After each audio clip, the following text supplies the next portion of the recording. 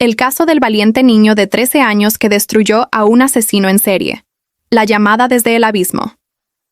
El 31 de julio de 1995, poco después de las 10 de la noche, una operadora del 911 en el condado de Sauk, Wisconsin, recibió una llamada que nunca olvidaría. Del auricular surgía una voz juvenil, desesperadamente débil, entrecortada por jadeos de agonía. «Por favor, ayúdenme. Me han secuestrado. Me van a matar». El adolescente al otro lado de la línea, Tad Phillips, de 13 años, se encontraba inmovilizado en el suelo de una casa extraña con ambas piernas fracturadas de manera brutal y una hemorragia interna que lentamente le estaba arrebatando la vida. Con una claridad sobrehumana, logró articular la dirección de su cautiverio antes de que la fuerza lo abandonara. Esa llamada, un destello de voluntad en medio de una tortura inimaginable, no solo iniciaría un dramático operativo de rescate, sino que destaparía la aterradora presencia de un asesino en serie adolescente que había estado operando con impunidad en el corazón de Baraboo. Esta es la investigación del caso que reveló al monstruo conocido como el rompehuesos. Advertencia de contenido. La siguiente narración documental describe hechos criminales reales de extrema violencia y contenido perturbador, involucrando a víctimas menores de edad. El propósito de este relato es estrictamente informativo y educativo, basado en registros judiciales públicos, reportes policiales y cobertura periodística de la época. Se presenta con el máximo respeto hacia las víctimas y sus familias, con el objetivo de analizar los hechos y los fallos del sistema, evitando el sensacionalismo gráfico. Se recomienda discreción al lector. La desaparición y una comunidad en vilo. Tad Phillips era un niño de 13 años conocido en su comunidad de Baraboo como un muchacho tranquilo y bondadoso.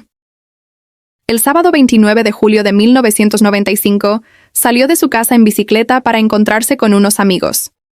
Era un día de verano típico, lleno de la libertad despreocupada de la adolescencia. Sin embargo, Tad nunca llegó a su destino. Esa noche, cuando no regresó a casa, sus padres dieron la voz de alarma. La policía de Baraboo inició de inmediato una investigación por desaparición. Se organizaron brigadas de búsqueda. Se pegaron carteles y la comunidad se unió en una angustiosa espera. Las primeras 48 horas, críticas en cualquier caso de persona desaparecida, transcurrieron sin pistas sólidas. La teoría inicial apuntaba a que podría haber sufrido un accidente en algún lugar remoto, o, en el peor de los casos, haber sido víctima de un extraño. Mientras la ciudad buscaba, Tad yacía cautivo en una pesadilla tangible. Había sido atraído a una casa en las afueras por un conocido mayor, un adolescente de 17 años llamado Joe Clark. Una vez dentro, el ambiente cambió drásticamente. Clark, mostrando una frialdad psicopática, sometió a Tad a un régimen de tortura metódica y sádica. Su objetivo no era un rescate, sino infligir sufrimiento. El modus operandi que revelaría la investigación era particularmente horroroso. Clark, físicamente robusto y con conocimientos de lucha, se especializaba en fracturar huesos de manera deliberada. Durante 2 días, Tad fue golpeado, estrangulado y sometido a técnicas de rompimiento óseo, dejándolo con múltiples fracturas en las piernas y costillas, y un daño interno severo. El milagro de la llamada y la carrera contra la muerte. La noche del 31 de julio, en un momento en que su captor creyó que estaba demasiado débil para moverse o pensar con claridad, Tad Phillips vio su oportunidad. Joe Clark salió de la habitación, dejando a Tad solo por unos minutos. A pesar del dolor abrumador, la pérdida de sangre y el shock, el niño de 13 años arrastró su cuerpo destrozado a través del suelo. Su objetivo era un teléfono. Cada movimiento era una agonía. Cada centímetro ganado representaba un esfuerzo sobrehumano. Finalmente, logró alcanzar el auricular y marcar el número de emergencia. La conversación fue breve y crucial. Entre gemidos, Tad suplicó ayuda y dio la dirección. 729 Eisenhower Avenue. La operadora, manteniendo la calma de manera profesional, despachó de inmediato a todas las unidades disponibles. Los oficiales que llegaron al lugar se encontraron con una casa silenciosa. Al forzar la entrada, descubrieron una escena dantesca. Tad Phillips yacía en el suelo, pálido y al borde de la conciencia, con evidentes signos de una tortura prolongada. Fue trasladado de urgencia al hospital, donde los médicos lucharon para estabilizarlo. Su estado era crítico. Las fracturas severas habían causado una hemorragia masiva en los tejidos blandos, una condición potencialmente mortal. Su supervivencia misma fue considerada un milagro médico. La identificación del sospechoso y una conexión siniestra. Con Tad grave pero estable bajo cuidado médico, la policía centró sus esfuerzos en la captura del agresor. La descripción que Tad pudo dar, junto con la evidencia en la escena, apuntaron rápidamente a Joseph Joe Clark, un joven de 17 años que ya era conocido por las autoridades por comportamientos violentos y perturbadores. Clark fue detenido sin mayor resistencia en las horas siguientes. Sin embargo, al interrogar a Clark y comenzar a investigar su pasado, un escalofrío recorrió la espalda de los detectives. El modus operandi, la violencia extrema y la selección de víctimas adolescentes resonaron con un caso frío que había quedado sin resolver en la comunidad. Un año antes, en julio de 1994, otro adolescente, Chris Steiner, de 14 años, había sido encontrado muerto en el río Baraboo. La muerte había sido declarada inicialmente como un ahogamiento accidental, a pesar de que el cuerpo presentaba moretones y fracturas inexplicables. La familia de Steiner siempre había dudado de la versión oficial, pero sin pruebas de homicidio, el caso se archivó. Ahora, con Tad Phillips vivo para contar su horror, las piezas empezaron a encajar. Los detectives se preguntaron, ¿era Chris Steiner la primera víctima de Joe Clark? ¿Había estado este rompehuesos adolescente asesinando con impunidad durante más de un año? El testimonio de Tad no solo era clave para su propio caso, sino que podía ser la llave para reabrir y resolver el misterio de la muerte de Chris Steiner. La reapertura de un caso cerrado. La policía, armada con la nueva información sobre los métodos de Clark, exhumó el cuerpo de Chris Steiner y ordenó una segunda autopsia forense, mucho más exhaustiva. Los resultados fueron concluyentes y macabros. Los patólogos identificaron fracturas por compresión en el torso y las costillas de Steiner que eran totalmente inconsistentes con un ahogamiento accidental. Los patrones de las fracturas, según testimoniarían luego los expertos, mostraban similitudes con las lesiones sufridas por Tad Phillips. La evidencia indicaba que Chris Steiner había sido sometido a una paliza brutal y a técnicas de rompimiento de huesos antes de ser arrojado al río para simular un accidente. Fue en este punto que el caso evolucionó de un horrendo secuestro y agresión a una investigación por asesinato en serie. Joe Clark, el adolescente de apariencia común de Baraboo, fue acusado formalmente del homicidio de Chris Steiner. La comunidad se estremeció al darse cuenta de que un depredador violento había caminado entre ellos, seleccionando a sus víctimas entre los jóvenes del pueblo. La segunda parte de esta investigación profundizará en el perfil psicológico de Joe Clark, el desarrollo del juicio que conmocionó a Wisconsin, las impactantes revelaciones sobre sus motivos y métodos, y las consecuencias legales y sociales de este caso que obligó a redefinir la comprensión de la maldad juvenil. ¿Qué impulsaba a este adolescente a convertirse en un rompehuesos? ¿Cómo pudo operar sin ser detectado? Las respuestas a continuación. El juicio del rompehuesos y la sombra perdurable. Con Joe Clark, tras las rejas y la conexión con el asesinato de Chris Steiner establecida, la comunidad de Baraboo enfrentó una verdad aterradora. Un asesino adolescente había caminado entre ellos. El juicio que se avecinaba no sería solo un proceso legal, sino un exorcismo colectivo del horror.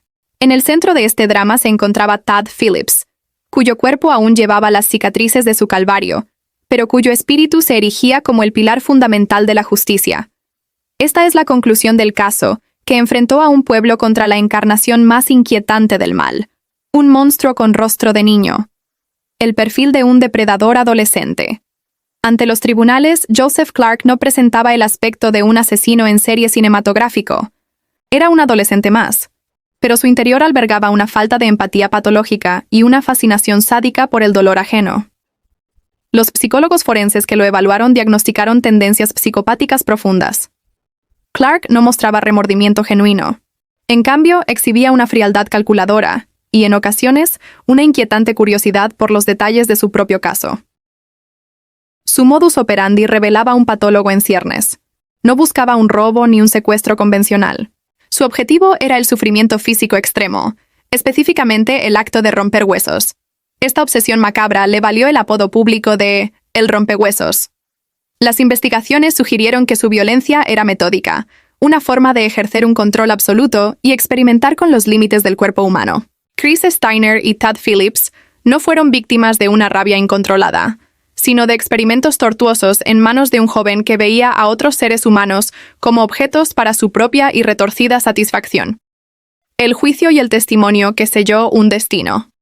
El juicio por el asesinato de Chris Steiner fue un evento que capturó la atención del estado de Wisconsin. La fiscalía construyó su caso sobre una base sólida, la evidencia forense de la segunda autopsia que confirmaba el homicidio, el testimonio de Tad Phillips sobre los métodos idénticos de tortura y el perfil psicológico del acusado. El momento más desgarrador y potente llegó cuando Tad, aún en proceso de rehabilitación física, subió al estrado. Testificar contra el hombre que casi lo mata requirió una valentía monumental. Tad describió con una claridad sobrecogedora los 2 días de tormento, el sonido de sus propios huesos, la crueldad implacable de Clark. Su testimonio no era solo un relato de los hechos, era la voz de Chris Steiner, que ya no podía hablar, y la de cualquier otra víctima potencial que Clark hubiera podido encontrar. La fortaleza de este niño, que enfrentaba a su tortor desde una silla de ruedas, conmovió hasta las lágrimas a jurados y espectadores. Fue un acto de coraje puro que transformó a una víctima en el héroe central de su propia historia. La defensa de Clark, carente de opciones reales, intentó argumentar problemas de capacidad mental, pero la premeditación y la planeación evidenciadas en ambos casos desmontaron esta estrategia. El jurado no tardó en llegar a un veredicto unánime: culpable de homicidio intencional en primer grado por la muerte de Chris Steiner. La sentencia y una vida entre rejas. En 1996, Joseph Clark fue sentenciado a cadena perpetua sin libertad condicional, la sentencia máxima posible para un menor juzgado como adulto. Al pronunciar la sentencia, el juez destacó la naturaleza inhumana, cruel y sádica de los crímenes, subrayando que Clark representaba un peligro permanente para la sociedad. Su encarcelamiento en una prisión de máxima seguridad de Wisconsin alejó su sombra física de Baraboo, pero no pudo borrar el trauma que había infligido. Para la familia Steiner, la sentencia fue un punto final jurídico, pero no el fin de su dolor. Habían perdido a Chris de la manera más horrible, y habían tenido que luchar durante un año contra la indiferencia de un sistema que inicialmente etiquetó su muerte como un accidente. La condena de Clark validó su lucha, pero no devolvió a su hijo. La larga senda de Tad Phillips, de víctima a símbolo. Mientras Clark comenzaba su vida tras los barrotes, Tad Phillips iniciaba otra batalla, esta vez por reconstruir su vida. Las lesiones físicas fueron devastadoras. Requirió múltiples cirugías, años de terapia física, y aprendió a caminar de nuevo. Pero las cicatrices emocionales eran más profundas. La pesadilla del cautiverio, el trauma de la tortura y la carga de ser un testigo clave en un juicio de alto perfil dejaron una huella imborrable. Sin embargo, Tad eligió la resiliencia. Con el apoyo de su familia y la comunidad que lo admiraba, se enfocó en su recuperación y en su educación. Su increíble historia de supervivencia, coronada por esa llamada al 911 hecha con las últimas fuerzas de un cuerpo destrozado, se convirtió en un testimonio del instinto humano de supervivencia. Tad nunca buscó ser un símbolo público, pero su coraje silencioso y su negativa a ser definido por la violencia de Clark lo convirtieron en un faro de esperanza para otros sobrevivientes de traumas extremos. Reflexión final. Las lecciones de Baraboo. El caso del rompehuesos dejó un legado complejo y doloroso en Baraboo y más allá. Expuso fallas en la investigación inicial de la muerte de Chris Steiner, donde las señales de homicidio fueron pasadas por alto, una lección amarga sobre la necesidad de escuchar a las familias y profundizar ante evidencias incongruentes. También forzó a la sociedad a contemplar una realidad incómoda. La maldad no tiene una edad mínima.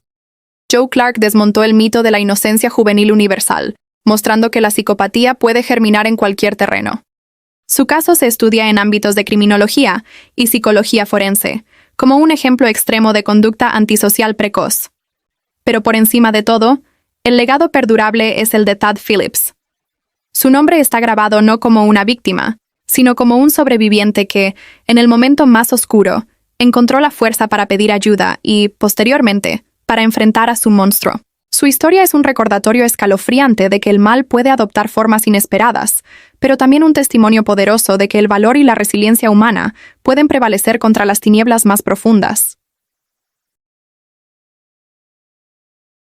Este documental sobre el caso de Tad Phillips y el asesino conocido como el rompehuesos llega a su conclusión en Códigos de Investigación. Hemos recorrido los detalles de este hecho impactante con el respeto y la rigurosidad que caracterizan nuestro trabajo.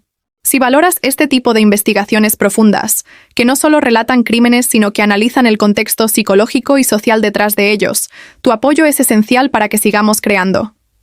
Te invitamos a suscribirte a nuestro canal, Códigos de Investigación.